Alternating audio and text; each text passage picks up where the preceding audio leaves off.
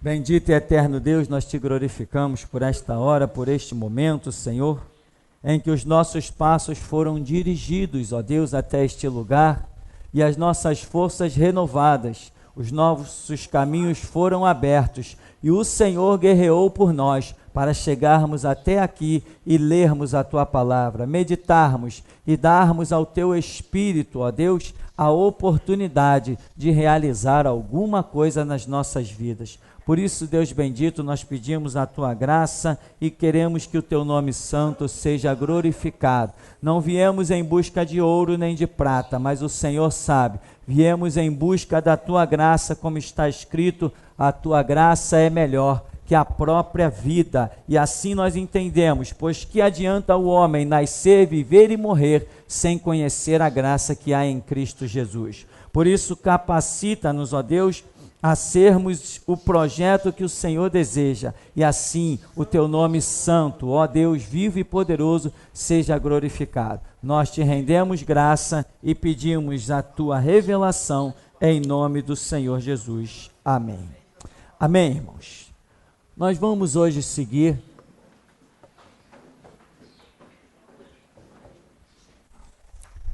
no livro do profeta Daniel, um profeta diferente, aonde no capítulo 7,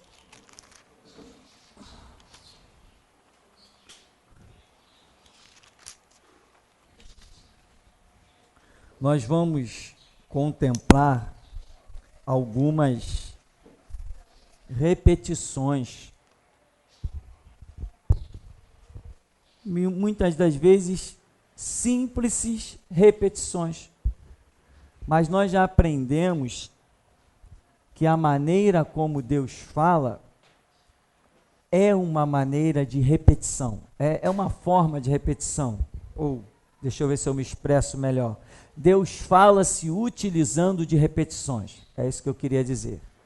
Por isso, nós temos a nossa numerologia revelando que o número 2 é o número do testemunho, é o número da confirmação, isso desde Gênesis. Então, essa numerologia é importante. Nós temos lições, temos seminários específicos sobre isso. Então, quando você vê alguma coisa que Deus falou, não se precipite. Nunca se precipite. Quando Deus fala alguma coisa, você pode esperar que de alguma maneira vai existir uma confirmação daquilo. Muitas vezes você vai ver pessoas dizendo assim, eu pedi a Deus para me confirmar. Ora, não é o bastante Deus falar uma vez só? Seria, né? Se alguém te passar uma informação uma única vez, não é o bastante?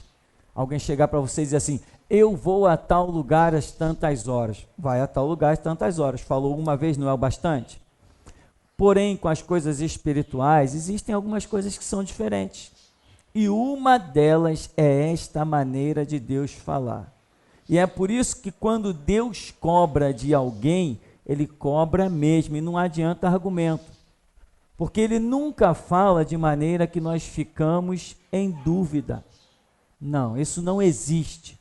Quando Deus está dizendo que falou, Ele já falou de todas as maneiras, Ele tem absoluta certeza de que nós compreendemos aquilo que Ele queria falar. Enquanto existir dúvida, Ele não age. Então, a maneira como Deus fala conosco é realmente desta maneira, usando o número 2. E aqui o que nós vamos ver neste capítulo? A visão de Daniel, chama visão da noite, um sonho, né? Em que ele vê aquilo que já havia sido mostrado a Nabucodonosor, e ele tinha recebido de Deus a interpretação, e outros episódios. Então nós vamos seguir aqui, Apocalipse capítulo 7. No primeiro ano de Belsazar, rei da Babilônia, teve Daniel um sonho e visões ante seus olhos. Quando estava no seu leito, escreveu logo o sonho e relatou a suma de todas as coisas. Falou Daniel e disse: eu estava olhando durante a minha visão da noite, e eis que os 4 ventos do céu agitavam o mar grande. Veja bem, nós estamos aqui diante de um número, os 4 ventos. De onde? Tá, pode parecer meio redundante, né? Os 4 ventos do céu. Diz que agitavam o mar grande. Mar grande. Ou, você vai ver expressões na Bíblia, grande mar. Ou ainda, segundo os historiadores, o mar Mediterrâneo.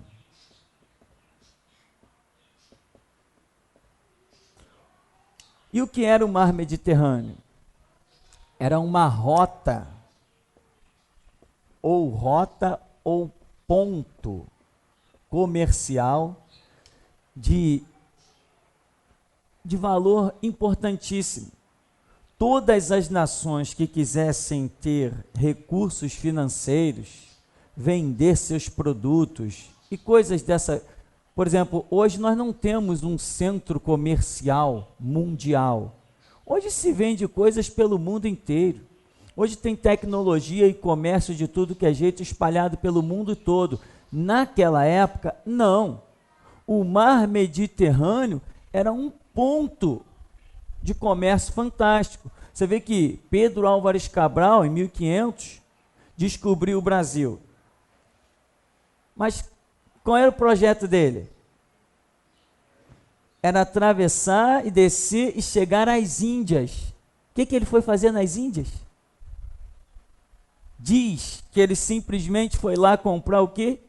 Especiarias. O que eram essas especiarias? Cravo, canela, sal, coisas de tempero e algumas outras coisas, plantas e etc. Então, imagina um homem entrar numa caravela, viajar dias, encarar o mar para chegar lá num ponto comercial das Índias e comprar essas coisas. Tem lógica hoje para a gente isso? Não tem a mínima lógica, não tem o mínimo sentido. Um camarada entrar no mar, levantar, içar velas para comprar cravo e canela. E ele abarrotava aquelas caravelas para voltar para a terra dele com aquilo. E faturava muito. Por quê? Porque não existiam pontos comerciais espalhados pelo mundo inteiro. Não existia, eu vou pegar o meu caminhão aqui e vou transportar essa mercadoria para tal lugar. Não tem caminhão, não tem gasolina, não tem combustível. Nós estamos falando de um mundo completamente diferente. Não tem água encanada. Então quem tinha um poço, estava arriscado ficar rico com aquele poço.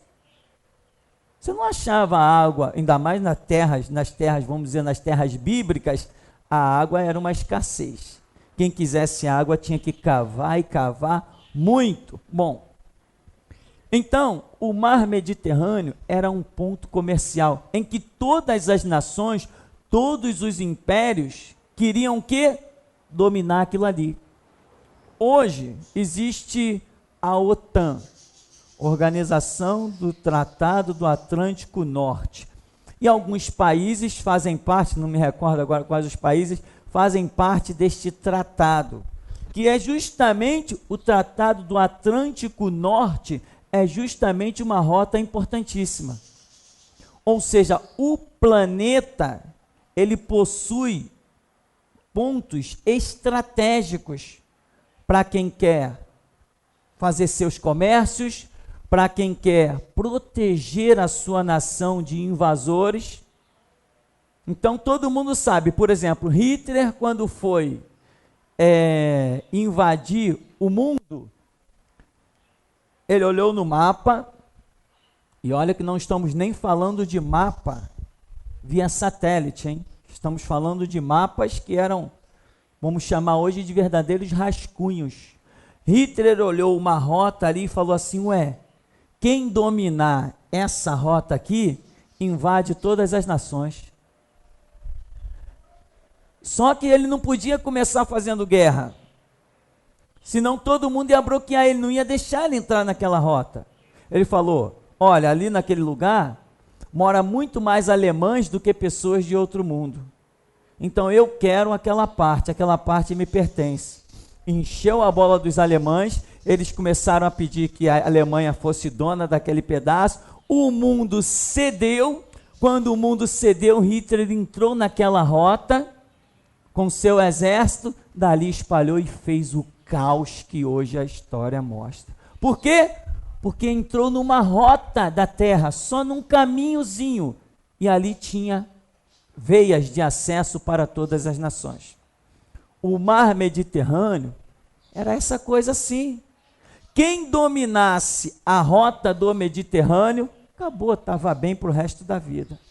E as nações inteiras travaram guerras, milhares e milhares, vamos botar milhões aí, mortos. Por quê? Por causa da ambição financeira, comercial, que o ser humano sempre teve e vai morrer tendo. Então, a questão aqui do sonho de Daniel, quando ele vê os 4 ventos combatendo sobre o mar Mediterrâneo, isso não é uma coisinha qualquer. E você vê que aqui, se você reportar para Apocalipse no capítulo 7, tem até uma... É Apocalipse 7, 1. Tem uma passagem bíblica que fala justamente sobre esta questão dos ventos, dos 4 ventos.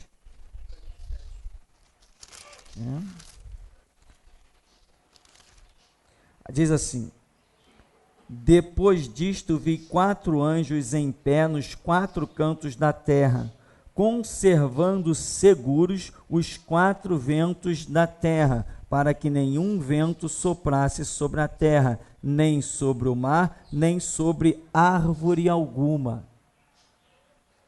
Mar, símbolo de multidão; árvore, símbolo de homem, né? E os 4 ventos, né? Os anjos segurando os 4 ventos. Nós sabemos que vento é mover espiritual. Então você vê que ali no mar Mediterrâneo, no sonho de Daniel, existe um mover espiritual. Ou seja, apesar das guerras, das ambições, dos horrores que os homens têm com intenção aquilo ali, na verdade quem está no domínio é Deus. Mas como nós já vimos na Escritura, muitas coisas Deus permite acontecer e vai traçando os seus planos gloriosos. O grande exemplo é o anticristo que vai reinar sobre a humanidade. Nenhum de nós é louco para imaginar que Deus tenha planejado que o diabo se tornasse rei dos homens por um dia sequer. Não, isso não é plano de Deus. Mas isso é uma permissão de Deus em virtude de circunstâncias. Por exemplo, era plano de Deus que Israel tivesse um rei? Não, não é plano de Deus que Israel tivesse um rei, porque quando Israel pediu um rei, Samuel lamentou e ia desistir do seu cargo. Deus falou: Samuel, eles não rejeitaram você. Quando eles pediram um rei, eles rejeitaram a mim. Mas Deus não deu a eles um rei? Ainda que estivesse vendo que eles o tinham rejeitado. Então, mesmo Deus olhando e vendo-se rejeitado, deu a Israel um rei, e a partir daquele momento nunca mais deixou Israel de ser governado por um rei. O sacerdócio continuou presente, mas paralelo aos reis. Então, embora os homens estejam ali, o mover espiritual, a briga, né? Os ventos ali, os 4 ventos guerreando pelo domínio do Mediterrâneo, na verdade, quem retém os ventos são os anjos do Senhor, que recebem ordem para liberá-los a hora que bem quiser. Ou seja, resumindo, né? Deus está no controle de todas as coisas. Bom, nós vamos seguir então. Diz, verso 2: Falou Daniel e disse: Eu estava olhando durante a minha visão da noite, e eis que os 4 ventos do céu agitavam o mar grande. 4 animais grandes, diferentes uns dos outros, subiam do mar. O primeiro era como leão. Leão, você sabe que era a Babilônia. Tinha asas de águia. Enquanto eu olhava, foram-lhe arrancadas as asas. Foi levantado da terra e posto em 2 pés, como homem, e lhe foi dada mente de homem. Veja bem, esse animal, ele não foi o quê? Destruído. Ele permaneceu. Só que ele permaneceu sem um mover espiritual, vamos assim dizer, sem capacidade de conquista, porque lhe foram arrancadas as asas. E foi-lhe dado um coração de homem. Ele passou a ser visto muito mais como alguma coisa natural do que como alguma coisa espiritual. Mas ele deixou de existir? Não, ele continuou existindo. E diz no verso 5: Continuei olhando, e eis aqui o segundo animal semelhante a um urso, o qual se levantou sobre um dos seus lados. Na boca, entre os dentes, trazia 3 costelas, e lhe diziam: Levanta-te, devora muita carne. Depois disto, continuei olhando, e eis aqui outro semelhante a um leopardo, e tinha nas costas 4 asas de ave. Tinha também este animal 4 cabeças, e foi-lhe dado domínio. Veja, o segundo vai ser a Pérsia, né? A Pérsia, que depois vai se fundir com a Média, mas ela vai ter mais domínio. Ela é representada por um urso. Olhando no mapa a posição desses países, você fica um pouco impressionado, justamente pelo que Apocalipse descreve da besta, os pés de urso e etc. Cada parte ali, quando você olha no mapa com relação à nação de Israel, você começa a descobrir algumas coisas bem impressionantes. Você vê que Israel está, na verdade, cercado pela besta, acima cabeça de ouro, embaixo os pés de urso. É uma coisa bem impressionante essa disponibilidade geográfica destas nações descritas aqui, que na verdade sempre foram inimigas de Israel. Lembra do anjo falando com Daniel? Olha, eu saí e tive que lutar com o príncipe da Pérsia. Quando eu voltar, vou ter que lutar com o príncipe da Grécia. O outro animal aqui que ele fala, o leopardo, é justamente a representação da Grécia. E vai, e diz assim, verso 7: Depois disto, eu continuava olhando nas visões da noite, e eis aqui o 4º animal, terrível, espantoso e sobremodo forte, o qual tinha grandes dentes de ferro. Apareceu o ferro aí, né? A semelhança lá das pernas de ferro da estátua que Nabucodonosor viu. Ele devorava, fazia em pedaços e pisava aos pés o que sobejava. Era diferente de todos os animais que apareceram antes dele, e tinha 10 chifres.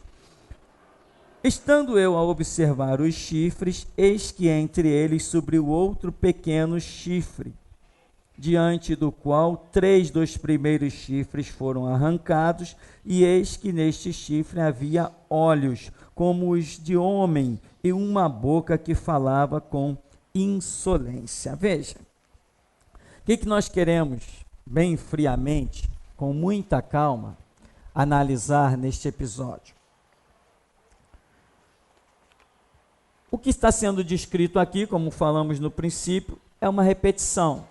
Estamos vendo a semelhança da estátua de Nabucodonosor, estamos vendo novamente Babilônia, a Média, a Pérsia, estamos vendo a Grécia, estamos vendo Roma. De novo, Deus está mostrando para Daniel de forma diferente. Então, nós estamos vendo o número 2 aparecendo mais uma vez nas coisas que Deus quer falar. José teve 2 sonhos que significavam a mesma coisa. Faraó teve 2 sonhos que significavam a mesma coisa. E assim nós vamos vendo constantemente 2 palavras na Bíblia que significam a mesma coisa. Até a maneira de Deus falar, tem uma expressão na Bíblia que Deus diz assim: depois de 2 dias e ao 3º dia. Ué, depois de 2 dias é o quê? É o 3º dia. Não é? No que diz lá em Oséias, né? Depois de 2 dias nos sarará, nos revigorará, e ao 3º dia viveremos diante dele. Ora, depois de 2 dias e ao 3º dia não é a mesma coisa? São formas que Deus fala, formas redundantes, formas repetitivas. Por isso eu sempre alerto quando tocamos nesse assunto. Cuidado com as precipitações. Tem gente que está ansioso por alguma coisa e Deus falou. É mesmo, se Deus falou, espera que ele vai falar de novo. Se não falar de novo, toma cuidado. Agora, tem gente que é tão ansioso, tão precipitado, tão arrogante, que às vezes Deus fala alguma coisa e ele interpreta de uma determinada maneira. Deus vai e fala outra coisa de forma totalmente diferente, que nada tem a ver com a primeira, e ele interpreta que as 2 coisas têm o mesmo sentido. Aí é o problema da cabeça de cada um. Quando cair e se arrebentar, não podemos responsabilizar Deus pelas nossas próprias interpretações. Isso acontece muito com visões, com sonhos, e nesse ministério já vi gente se arrebentar por causa dessa história, né? Ah, aquele sonho significa isso. Eu digo, aonde? Não, porque fulano sonhou isso aí eu interpretei que é para mim. Por quê? Onde você aparece na história? Cadê o seu nome mencionado? Cadê a sua figura? Por que você interpretou que o sonho era para você? Quem mencionou o seu nome? Quem falou? Cadê você nessa história desse sonho?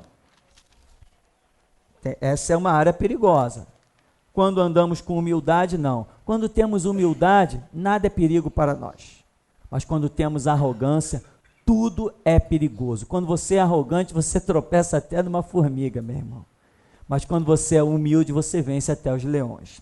Então, aqui Daniel está falando desses animais que simbolizam aqueles mesmos impérios que se levantariam.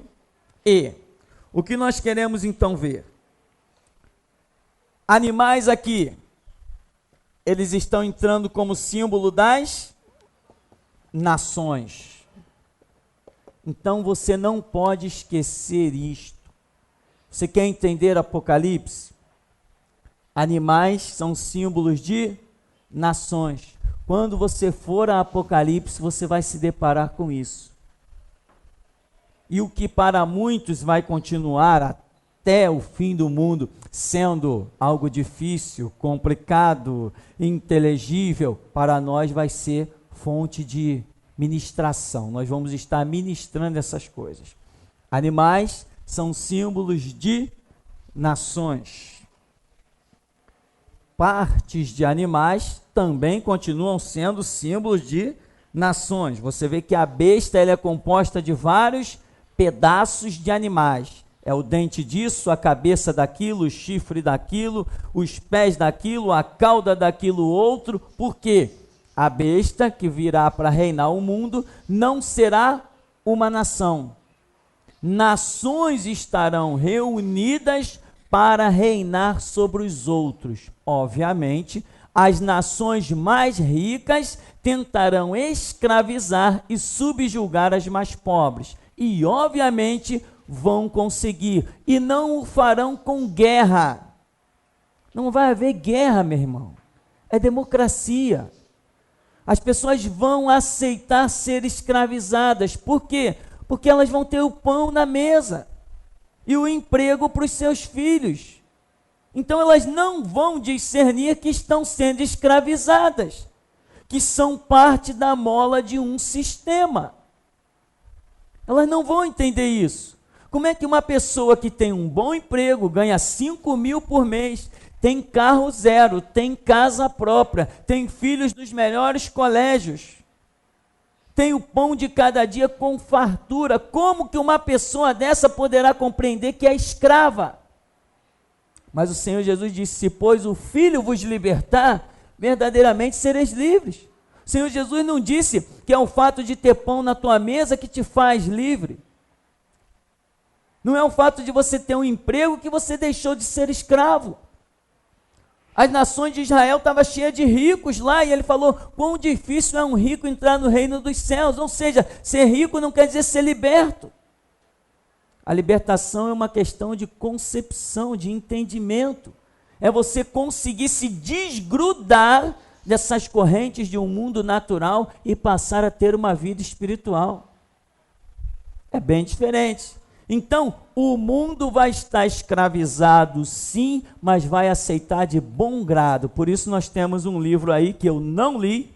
Algumas pessoas já leram e me trouxeram informação. Tem livro que eu acabo lendo sem tocar nele. Isso é muito bom, né? Os irmãos leem e, pastor, eu li isso e isso. É mesmo? Beleza. Eu vou lendo através dos irmãos. Tem um livro aí intitulado Como a Democracia Elegerá o Anticristo. Você está pensando que o anticristo vai subir ao poder com guerra?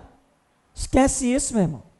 Até as nações que tinham a ditadura estampada, hoje estão sendo dominadas e a democracia está se implantando no mundo inteiro. E quem vai ousar dizer que a democracia tem como governo Satanás? Só os loucos chamados geração Jesus Cristo, porque o resto todo mundo vai aceitar de bom grado. Que isso? Olha o mundo, olha os hospitais, acabaram as filas. As crianças todas têm escola. Acabou-se as drogas, a cocaína. Os traficantes foram dizimados. Vivemos num paraíso. Só que nesse paraíso terá por governo Satanás. Dá para você compreender que ser cristão é ser maluco? Enquanto todo mundo vai dizer a paz e segurança, nós diremos: não tem paz e segurança. O mundo está à beira do precipício. Não é isso que a Bíblia diz? Mas não será assim para muitos dos, vou abrir aspas, nossos irmãos espalhados pelo mundo. Ao contrário, hoje nós falamos Bíblia sim, Constituição não. Os crentes, se os crentes pudessem nos matar. É que o nosso Deus é maior do que o Deus desses crentes que tem por aí de meia tigela, né? Senão eles já teriam acabado conosco, nos reduzido a pó. Os crentes, não estou falando de satanista não, estou falando de crente cego. Porque pior coisa, meu irmão, não é quem é realmente cego lá no mundo. Esses aí não tem nenhuma ideologia, mas o cristão que pensa que é alguma coisa, mas está no caminho errado, esse aí é terrível. Não, eu tenho Deus. Só ele está vendo o Deus dele. Eu também conheço a Bíblia, só ele está vendo o conhecimento dele, ninguém mais está vendo. Porque tem gente que interpreta as coisas da sua própria maneira. Então, animais são símbolo das nações e a besta está mostrando, Deus está mostrando pela figura da besta. Besta não existe, né, irmão? Não existe besta. Ao contrário de quando nós líamos e pensávamos: caramba, um monstro vai se levantar na terra. Não, não é nada disso, não vai se levantar monstro nenhum.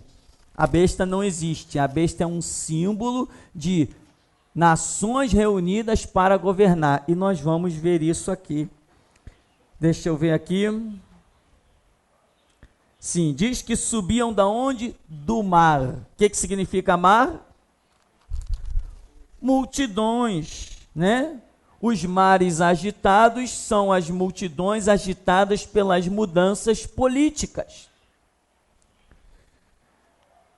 Bom, multidões, governos, né? Domínios políticos. Depois nós vamos ver, só uma palhinha para você. Lembra do dragão?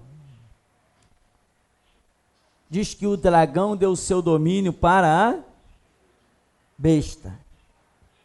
Você já viu que em Apocalipse, eu estou falando essas coisas para depois você ler, você estudar, porque se nós formos nos descrever novamente, inclusive isso já foi fato de seminários passados, se nós fôssemos descrever todos os detalhes que entram aqui na minha cabeça, nós ficaríamos aqui sei lá até quando. Tá? Então você lembra que Apocalipse diz que existe uma besta, e esta besta conduz o quê? A meretriz. Não é isso? Então você vê que, em princípio, existe um benefício, existe um acordo, não existe? A besta e a meretriz. A besta está conduzindo a meretriz. Mas depois Apocalipse vai dizer que Deus coloca um intento no coração da besta para destruir a meretriz. Mas em princípio elas caminham juntas. E nós já vimos que a besta é política e a meretriz é religiosa. É a fusão do final dos tempos de política e religião. Muitas vezes, quando nós líamos isto, nós não atentávamos para o fato de estar se tratando de duas situações diferentes, a besta e a meretriz. Nós olhávamos para a besta conduzindo a meretriz e achávamos que estávamos diante de uma situação, quando na verdade a besta traz um segmento e a meretriz outro segmento. Por uma questão de conveniência, elas caminham juntas por um tempo. Isso é para você ler em Apocalipse. Vamos seguir aqui. Nós lemos até o verso 7. Até o verso 8, né? Diz: estando eu a observar os chifres, eis que entre eles subiu outro pequeno chifre, diante do qual 3 dos primeiros chifres caíram. E eis que neste chifre havia olhos como os de homem, e uma boca que falava com insolência. Nós já aprendemos que chifre significa o quê? Poder. Poder o quê? Político. Então o que está acontecendo? A besta tem lá um monte de chifre em cima dela. A besta é composta de animais, ou parte de animais. Então a besta é a fusão de nações. Nações entrarem em acordo. Essa besta está cheia de chifres, ou seja, eles uniram a sua ideologia política. Eles chegaram a um acordo e montaram a sua ideologia política. Diante de que nós estamos? Daniel está dizendo, ou Deus está dizendo através de Daniel, o mundo vai se unir. E quando eles se unirem, ao invés, imagina, as nações ricas, unidas, eles poderiam fazer bem a quem eles quisessem. Eles poderiam acabar com a fome do mundo. Juntando as riquezas das nações, eles poderiam criar coisas tão tremendas e maravilhosas que nós realmente diríamos, estamos num paraíso. E, no entanto, quando eles se unirem, quando eles se fundirem, a mente que vem impregnada neles é uma mente maquiavélica, é uma mente de exploração, é uma mente para que eles recebam destaque, para que eles usufruam e explorem os menos favorecidos.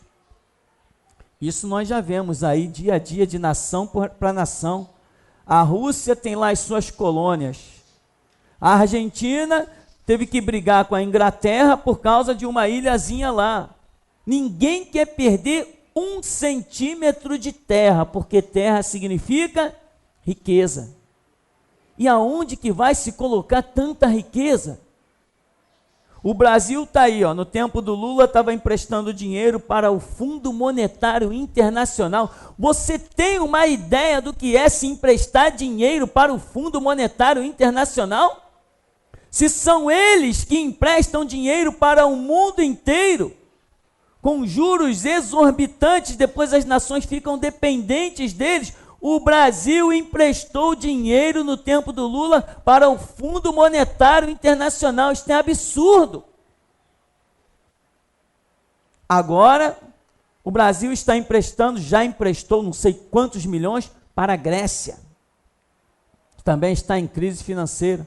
Eu sei que você vai sair pelas ruas e você vai ver um monte de criança pedindo esmola, um monte de mendigo sem ter onde morar, um monte de gente morando debaixo do viaduto, mas o Brasil está emprestando dinheiro para o mundo inteiro. E tem mais, os presidentes ainda ousam dizer, nós emprestaremos, desde que não toquemos nas nossas reservas. Imagino que não tem de dinheiro nisso aí.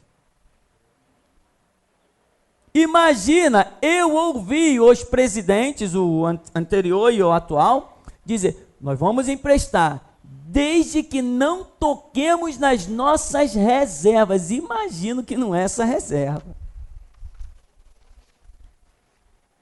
Aí você chega, corre num hospital, não tem obstetra, não tem ornitorrino, como é que chama? Otorrino, não tem pediatra, não tem ortopedista, não tem nada. Aí você vai, lá está um cara, morreu na fila, as reportagens estão aí para quem quiser, morreu na fila do hospital, o outro teve que percorrer 16 quilômetros atrás de um hospital, não conseguiu, o outro está com uma agulha no pé para ser tirada, quem viu essa reportagem? O camarada não consegue um hospital para tirar uma agulha que está no pé dele. Caramba, mas o Brasil está emprestando dinheiro para o mundo. E nós não conseguimos um médico para tirar uma agulha que entrou no nosso pé. Grande vantagem eles estão fazendo. Mas eles recebem alguma coisa em troca.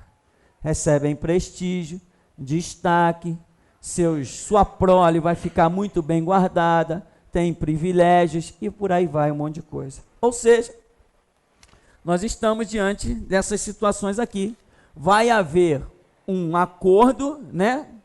Um acordo das nações e eles vão entrelaçar os seus sistemas políticos. E quando eles fizerem isso, muitos pobres vão achar que estão numa boa.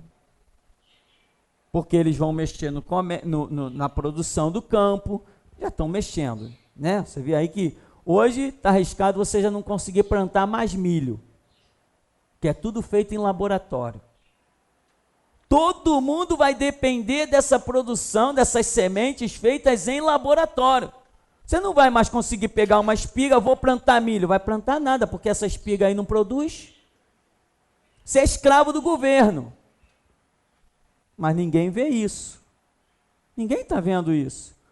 Que o mundo está se tornando escravo daqueles que têm dinheiro. A liberdade acabou. Aí quando tudo isso estiver tão bem organizadinho, aí surge o grito da meia-noite, nós que nem malucos, dizendo, é esse aí, ó, esse aí é o homem. Aí já viu o que vai ser, né, irmão? Cabeças vão rolar. Cabeças vão rolar. Nossas cabeças vão rolar. Plantar feijão. Que feijão que tu vai plantar, cara? Isso aí não nasce mais não. Vou plantar milho. Que milho que tu vai plantar, cara? Isso aí não nasce mais não. Pode botar essa semente aí no chão que não vai nascer. O que mais? Um monte de coisa, né? É que agora me fugiu da memória. Eu estava vendo lá numa reportagem, não sei da onde. Um monte de coisa não nasce mais. Tem que comprar do governo ao preço que o governo tem para vender. Ou compra ou não planta. Mas muita gente vai dizer, eu sou livre. Caramba, ser livre tendo terra e sem ter como plantar, isso é ser livre? Mas muita gente vai se achar livre. Então, a unificação das nações, né? A besta com os seus chifres vai gerar isso, uma opressão fora do comum. Muita gente vai estar numa boa. O camarada que não precisa plantar e etc, tem dinheiro, entra no seu carro, compra no mercado distante, liga, manda vir, manda da fonte. Muita gente vai dizer, poxa, eu estou vivendo no melhor mundo possível. Mas outros vão estar tendo que dar o seu sangue para sobreviver. E é por isso que muita gente hoje não faz nada. Não, eu estou bem, o mundo que se exploda. Hoje essa filosofia existe. As pessoas dizem, graças a Deus eu tenho um bom emprego, graças a Deus eu tenho não sei quantos mil na caderneta de poupança, e dá para mim viver tranquilo, dá para os meus filhos viver tranquilo, eu tenho não sei quantos patrimônios, que se dane o meu vizinho que está morrendo de fome. Essa é a filosofia de muita gente. E quando o anticristo estiver no poder, essa vai continuar sendo a filosofia de muita gente. Não, eu tenho a minha empresa, eu tenho um trato com o governo, eu estou bem pra caramba, eu faço o que o governo quer e vou tocando a minha vida. Mas tenta fugir da rota do governo. Você vai descobrir que não é livre, mas que é escravo. Seguindo então aqui mais um pouquinho, fala no verso 9, continuei olhando até que foram postos uns tronos, e o ancião de dias se assentou, sua veste era branca como a neve, os cabelos da cabeça como a pura lã, o seu trono eram chamas de fogo, e as suas rodas, ou seja, ao redor, era fogo ardente. Então, o que Daniel está olhando? Ele está vendo essa situação em que o mundo vai estar sendo administrado, unificado, mas quando ele olha, ele vê o quê? Fogo. Ele vê o juízo se estabelecendo. Ou seja, Daniel está mostrando, assim que isto acontecer, o juízo estará sendo estabelecido. A humanidade está chegando, a humanidade não, o sistema, esse sistema está chegando ao seu fim. Eu imagino que a partir daí é que virá a ser implantado o milênio, né? Então vai haver aquele julgamento das nações, porque o trono que tem fogo para tudo que é lado está se estabelecendo. Então logo é uma sequência. A unificação das nações, surge um chifre que fala grandiosamente. Quem é esse chifre que fala grandiosamente? É o anticristo. O chifre que se destaca, que fala grandiosamente. O anticristo aparece, mas assim que ele aparece, Daniel já vira, vamos imaginar, vira para o outro lado e ele começa a ver que o trono está sendo estabelecido. Quando o mundo, quando as pessoas, quando os governos acharem que pronto, dominamos, e até a Escritura diz assim, quem é semelhante à besta? Quem poderá combater contra ela? Realmente vai se olhar e ninguém poderá combater contra ela. Imagina, Estados Unidos, China, Alemanha, Japão, as tecnologias e as armas de ponta, tudo concentrado numa única força. Quem poderá combater contra eles? Se pensar gracinha, eles apertam o botão e explode a nação. Pensou em gracinha, eles invadem, dominam o governo e matam. Ué, não fizeram isso aí? Uma equipe invadiu lá no Oriente Médio, não achou Bin Laden? Aonde que ele ia se esconder? Uma equipe. Só uma equipe. Não foi um exército, não.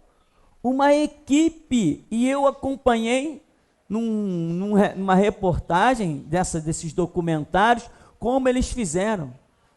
Treinaram pessoas, deixaram a barba crescer, botaram pessoas para se queimar no sol, para a pele ficar igual a daqueles habitantes lá do Oriente Médio. Cuidaram da alimentação dessas pessoas de maneira que eles realmente na pele ficassem igualzinho aos moradores daquele lugar. Passaram a usar as mesmas roupas, entraram para uma escola para aprender o idioma e os dialetos e as gírias do lugar. Depois montaram essa equipe, infiltraram no meio da população para descobrir aonde Bin Laden se escondia. E descobriram. Uma equipe, eu estou falando de uma equipe.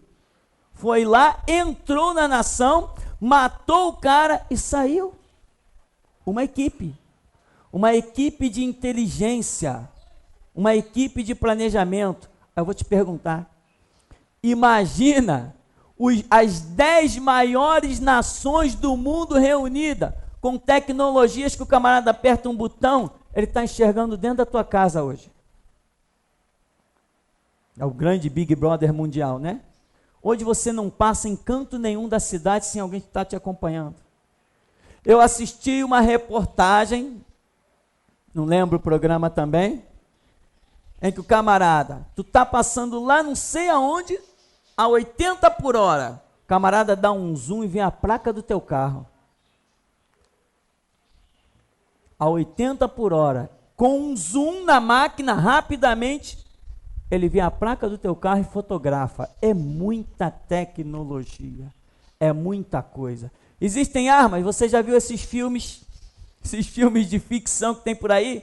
Aquelas armas que atravessam parede, aquelas armas que vê o movimento, infravermelho. Meu irmão, aquilo ali, aqueles filmes não são fundamentados no nada, não. Aqueles filmes são fundamentados em realidade. Armas que emitem pedaços de alumínio a uma velocidade tão inacreditável que atravessa paredes. Pedaços de alumínio. Com uma precisão fora do comum. Isso é só para nós termos ideia um pouquinho do que existe de tecnologia em armamento e uma série de coisas. Aí eu te pergunto, tudo isso reunido sob o domínio 10 nações unificadas com um único líder, quem vai combater contra eles? Até o crente, para falar alguma coisa contra essa força que vai estar aí, vai ter que ser muito crente. Vai ter que confiar muito em Deus, vai ter que estar realmente disposto a morrer pelo Evangelho. E esses são os que vão cumprir o plano de Deus no final, ou seja, os cristãos verdadeiramente loucos. Então, só voltando, o anticristo é esse chifre que nós lemos aqui, que se destaca. Ele tem olhos, né? Ele tem olhos, chifre com olho. Ou seja, ele realmente é diferente, ele tem uma visão diferente, ele quer algo diferente, ele consegue se destacar e ele leva todos aqueles outros chifres ao seu comando. Esta é a representação do anticristo, que vai dominar o mundo, não tem jeito, só se a palavra fosse mentirosa e se a revelação que temos recebido não fosse verdadeira. Mas eu tenho certeza que é, porque o Espírito que tem falado conosco não mente e não se engana. Nós vamos dar uma paradinha, tomar um café e já já a gente volta.